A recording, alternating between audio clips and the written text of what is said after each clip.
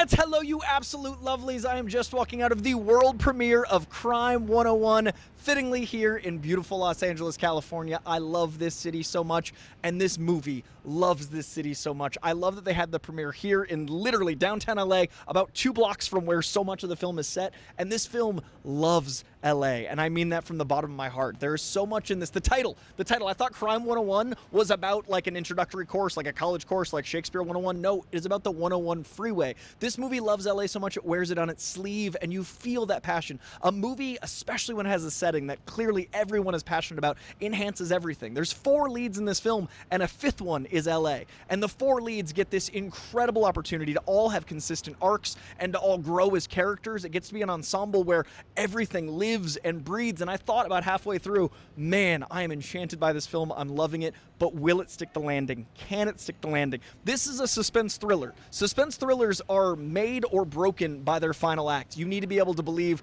the stakes. You need to be able to believe the circumstances of all your leads. You need to be able to be fulfilled by however it concludes, and those credits rolled, and I haven't felt like this since Drive, about a crime thriller, which is also a beautiful love letter to LA. That feeling of just absolute resolution for 4 characters is so hard to do, and in this case we've got incredible actors playing all of them. This is a film made by a documentary filmmaker who's doing his first feature, and he also wrote it, adapted from a novella by Don Winslow, but it is shepherded by Chris Hemsworth himself. Chris Hemsworth has been trying to get this made, leads the film so masterfully, and I'm so glad that he is using his Thorness to make things they don't make anymore. And I know that's a trope. I know people say like they don't make them like they used to. When's the last time you watched a crime thriller and was like, I can't wait to show my dad. I can't wait to watch this again on a Sunday. More and more companies like Amazon, like Netflix with The Rip, are trying out this genre of like mid-budget action thriller suspense. And just like Chris Hemsworth is leveraging his Thoriness,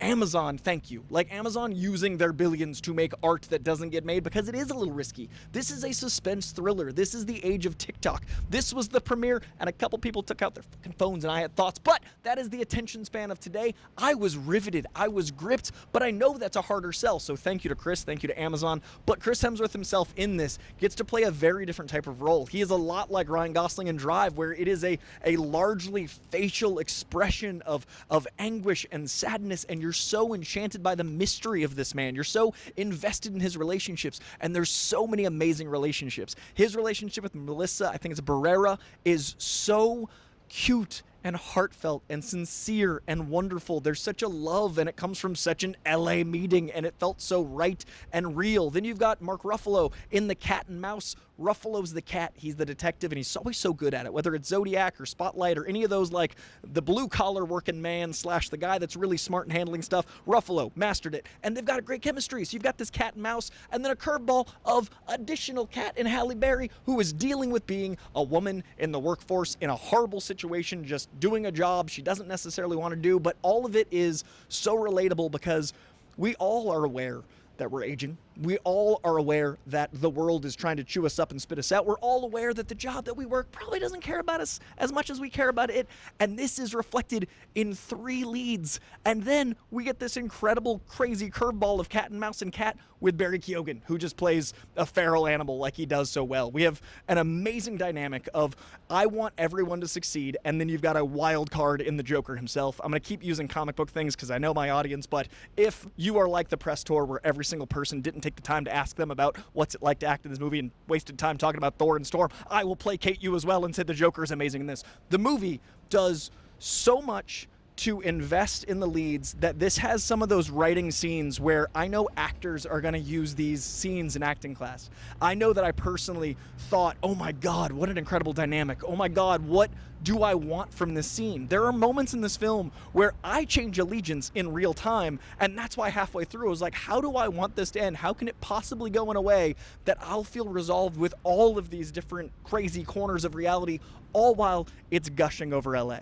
Now, this is me completely completely gushing over a film because I went into this having just seen a bunch of really great movies this week. For whatever reason, Valentine's Day is stacked with lots of different genres. We've got debaucherous romance. We've got an incredible animated time for the whole family. This, to me, right here is the big surprise because I'd never even seen a trailer. I just knew, like I said, I thought it was crime cliff notes, but I just knew that this cast was insane. I know everyone in this is such a force of nature in everything they do, but when you put them in this powder keg thriller environment, it kind of elevates everyone. This is the most I've loved Halle Berry since like the Swordfish era, and I think Halle Berry is fantastic, and she's playing a role she clearly is so passionate about and so invested in. Chris Hemsworth is playing a role that is unlike his braggadocious God of Thunder. Mark Ruffalo is playing in and out of type depending on what part of the movie it's in, and you're so compassionate for his plight as just a guy, all while you've got action that is insane for a first-time feature filmmaker. Like I said, this guy is a documentary filmmaker,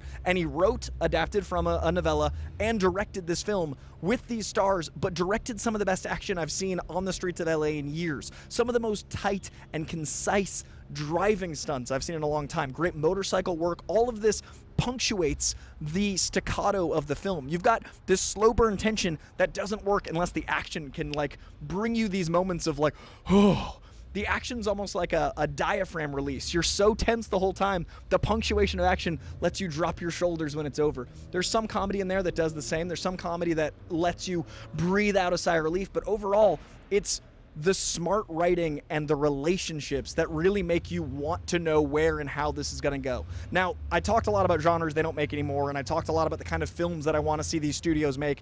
The car from the film is such a piece of what makes this work, and it's right there. The car is literally going up on the ramp as we speak.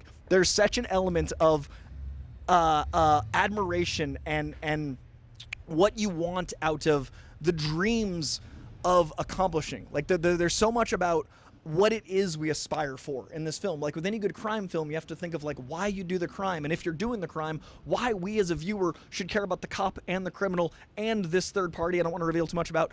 But there's such a beautiful element of wish fulfillment and hope in the origin of each of these characters that is so beautifully tied to that car that things that happen with vehicles I was as invested in as any other human beings. It does the impossible where you're so wrapped up in everyone's story, you forget to get excited, go back to the other person, and then you see them again. It's like an old friend. It's like a family member. You're like, what are they up to? But with tension and trauma. I love movies because they remind me that I can forget about the world for 2 hours, and they remind me that there is so much that makes us a species that shares in highs and lows. And there's something about a movie that is just above reality, that's like a 10.5, not an 11, that's just a little bit heightened beyond our world. And maybe it's because it's been a rough year for me. Maybe it's because I love this city and I feel like no one else gives it its flowers. Maybe it's because I worry about the film industry. But this emotionally impacted me in so many ways I wasn't expecting. And there's so much about seeing that MGM lion and then watching a new modern thriller classic that I just want people to go to see this in theaters. I want movie theaters to thrive. I want thrillers to do well. I want actors that clearly put their all into something that is well written, that is well directed, to get their due. So if you're going to see one movie this weekend, I would recommend Crime 101. I have one more movie to see. I need to see Good Luck, Have Fun, Don't Die, which is on paper so my shit. This, I didn't know the paper was so my shit, but this paper I love. Thank you, Crime 101, Amazon, Chris Hemsworth, everyone involved. This moved me in a way that I wasn't expecting. Make more.